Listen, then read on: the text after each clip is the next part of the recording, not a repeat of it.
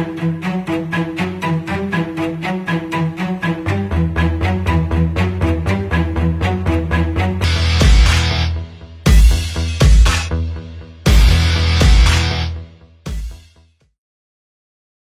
হসপিটালের বা প্রত্যেকটা স্বাস্থ্যকেন্দ্রের তার প্রাথমিক কাজ হলো পেশেন্টকে পরিষেবা দেওয়া।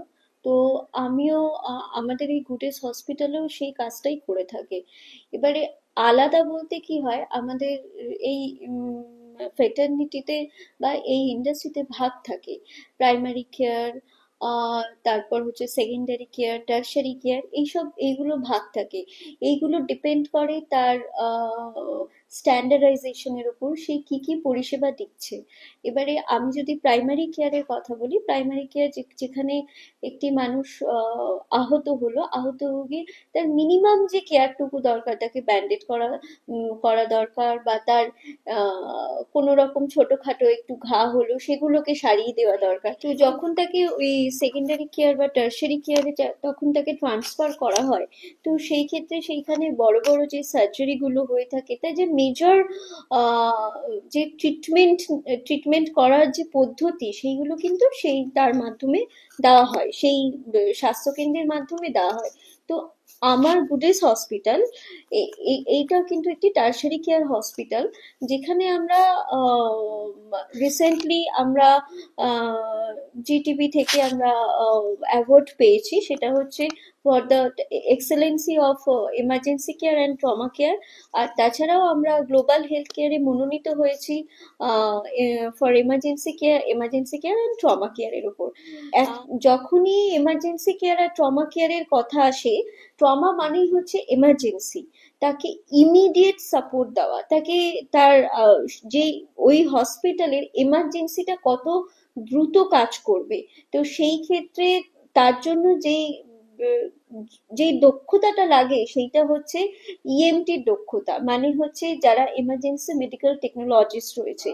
এমার্জেন্সি আর ট্রমা কেয়ার ছাড়াও আমাদের যেটা সুবিধা রয়েছে, যে আমরা এখানে ক্যাশলেস একটা ফেসিলিটি দিয়ে থাকি, আর সেই ক্ষেত্রে আমরা স্বাস্থ্যসাথীর সুবিধা দিয়ে থাকি।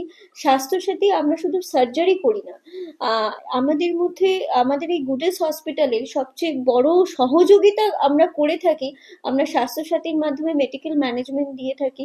স্বাস্থ্যসাথীর মাধ্যমে আমরা ট্রমা কেয়ারের যে নিউরো সার্জারি যে ওটি গুলো হয় সেগুলোও কিন্তু আমরা করে থাকি। পরিষেবার মধ্যে বলতে গেলে আমাদের ডায়ালিসিস রয়েছে, আমাদের টু মেজর ওটি রয়েছে, যেখানে completely modular OT with laminar flow. তাছাড়া আমাদের আইসিইউ কেয়ার রয়েছে, আমাদের রেইসড রয়েছে, আমাদের জেনারেল ওয়ার্ড রয়েছে, কেবিন রয়েছে। আর আমরা স্পোর্টস মেডিসিনের উপর কাজ করি। তাছাড়া আমাদের এখান থেকে ভেলোর থেকে ডক্টর আসে অলরেডি, উনি আমাদের সাথে অ্যাটাচ, ডক্টর এসআর পান্ডা অ্যাটাচড। আর তাছাড়া নিউরো সার্জারিতেও ডক্টর প্রধান রয়েছেন, ডক্টর রূপান্ত কুমার দাস রয়েছেন, ডক্টর তমজ্যোতি চক্রবর্তী রয়েছেন, আরো আরো আরো ডক্টর এখানে অ্যাটাচ রয়েছেন।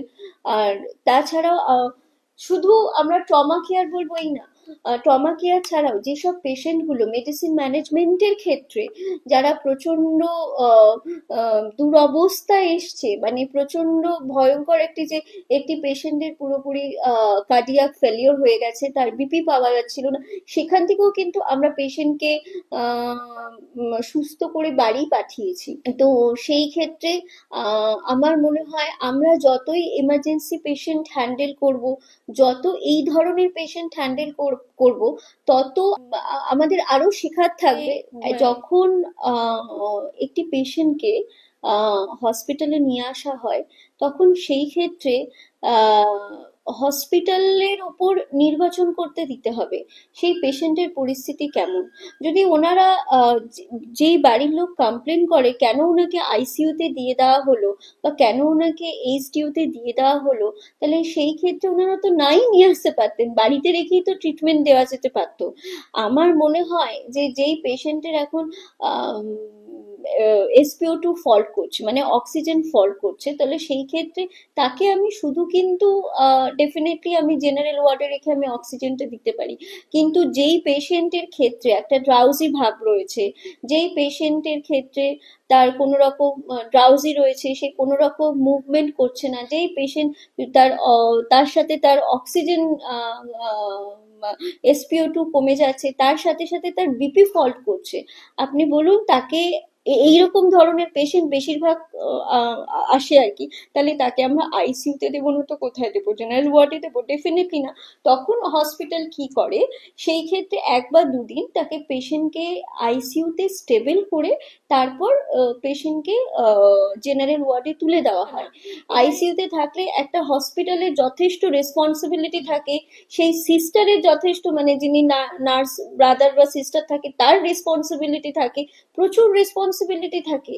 এরকম না যে আমি আইসিইউ তে পেশেন্টটাকে ফেলে রেখেছি। তার এরকম ধরনের পেশেন্টকে মানে রীতিমতো 30 মিনিটস অন্তর অন্তর তার বিপি চেক করতে, তার আউটপুট ইনপুট চেক করতে হয়, এগুলো সব চেক করতে হয় সেই পেশেন্টটাকে মনিটরিং করবার জন্য।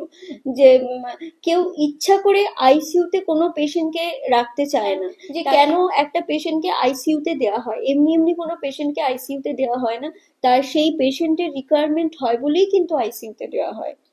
দেখুন যেটা হচ্ছে যে আমাদের বিভিন্ন রকম আমাদের এই রাজ্যে স্কিম তো রয়েছে। আমাদের স্বাস্থ্যসাথী রয়েছে। স্বাস্থ্যসাথী ছাড়াও আমার মনে হয় আমরা আরেকটু যদি আহ, আহ, সজাগ হই, কারণ প্রত্যেকটা মধ্যবিত্ত পরিবারই কিন্তু ছোট করে একটা ইন্স্যুরেন্স করিয়ে রাখতে পারে। ইন্স্যুরেন্সটা সত্যিই খুব মানে এখন ডিপেন্ডেবল জিনিস। তো সেই ক্ষেত্রে আমি এটা রিকোয়েস্ট করব, each and everyone they should do this, এই কাজটা তারা করুক। কারণ আমরা যেইভাবে সত্যি কথা বলতে আমাদের লাইফস্টাইল আমাদের একদমই ঠিক নেই। সেই লাইফস্টাইল ঠিক ঠিক আমরা করবার জন্য আমাদের ঠিক কতটা হবে সেটাও আমরা জানি না। যখন তখন আমাদের যা কিছু তাই হতে পারে। তো সেই ক্ষেত্রে আমাদের নিজেদেরকে প্রোটেক্ট করবার জন্য, আমাদের নিজেদেরকে অর্থনৈতিক সচ্ছলতা রাখবার জন্য, হ্যাঁ, যাতে আমার কালকে যদি কিছু হয় তাহলে আমার বাড়িতে আমি গদির নিচে কত টাকা জমিয়ে রেখেছি সেই টাকা নিয়ে আমাকে হসপিটালে ছুটতে হবে, সেইটা না ভেবে হাতের সামনে যাতে কিছু কাগজপত্র থাকে, কিছু কার্ড থাকে, সেইটার মাধ্যমে যাতে তারা হসপিটালে চিকিৎসা নিতে পারে। আমি এটাই সবাইকে রিকোয়েস্ট করব। আমি আমাদের হসপিটালের তরফ থেকে একটাই বার্তা দেব, যে সবাই সুস্থ থাকুন। অ্যাটলিস্ট বছরে 2টো করে হেলথ চেক আপ করানো, অ্যাটলিস্ট 6 মাস অন্তর অন্তর হেলথ চেক আপ করানো। আর সেই হেলথ চেক আপের মধ্যে অবশ্যই যেন আপনার কার্ডিয়াক প্রোফাইল, লিপিড প্রোফাইল আর এলএফটি, এই 3টে যাতে অবশ্যই থাকে। তাহলেই কিন্তু, হ্যাঁ, তার সাথে ইসিজি, এক্সরে আর ইকো করতে অবশ্যই ভুলবেন না। আর প্যাপস্মিয়ার করবেন আর মেমোগ্রাফি করবেন, এই দুটো অবশ্যই করবেন।